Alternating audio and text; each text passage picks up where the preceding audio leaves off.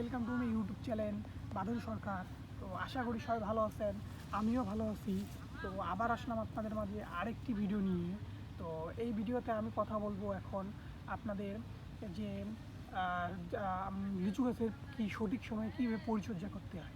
তো সবগুলো বলবো না, আমি আগের মাসেগুলো বলে দিছি। তো আগের ভিডিও যেগুলো আমরা ফলো করছেন তারা অবশ্যই জানেন। তো আগের ভিডিওগুলো দেখবেন, তারপর এগুলো দেখবেন। তো আগের ভিডিওতে বলেছি, তো এখন আমি আবার একটু বলবো। তো আমি বারবার বলতেছি যে এইভাবে যদি পরিচর্যা করেন তাহলে একটি গাছ থেকে আপনার পর্যাপ্ত পরিমাণ লিচু পাবেন।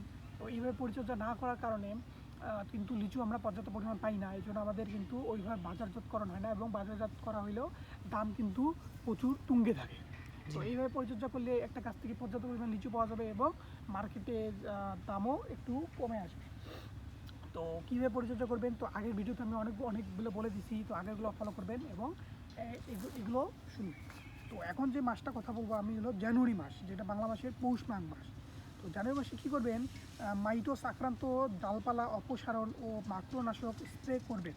ফল ছিদ্রকারী পোকা নিয়ন্ত্রণের জন্য ফেরোমন ফাঁদ 50 থেকে 55টি হেক্টর গাছের মাঝামাঝি বেঁধে দিবেন এবং ট্রাইকোগ্রামা 5000টি ডিম হেক্টরে ব্যবহার করবেন।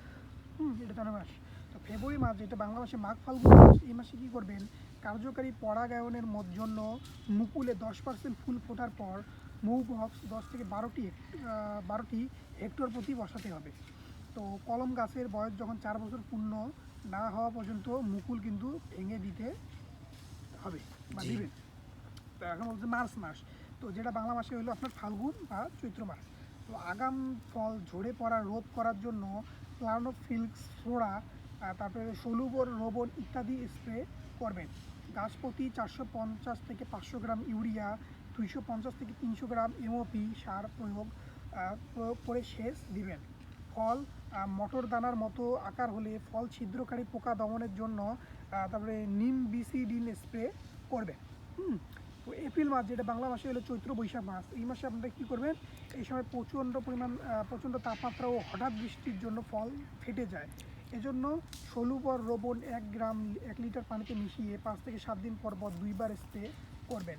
ফলের রং পরিবর্তন না হওয়া পর্যন্ত নিম মেডিসিন 7 দিন পর স্প্রে করবেন। বৃষ্টি না হলে পানি সেচ দিবেন এবং লিচুর গুচ্ছ ব্যাগিং করলে ফলের মানও কিন্তু আপনার ভালো হবে।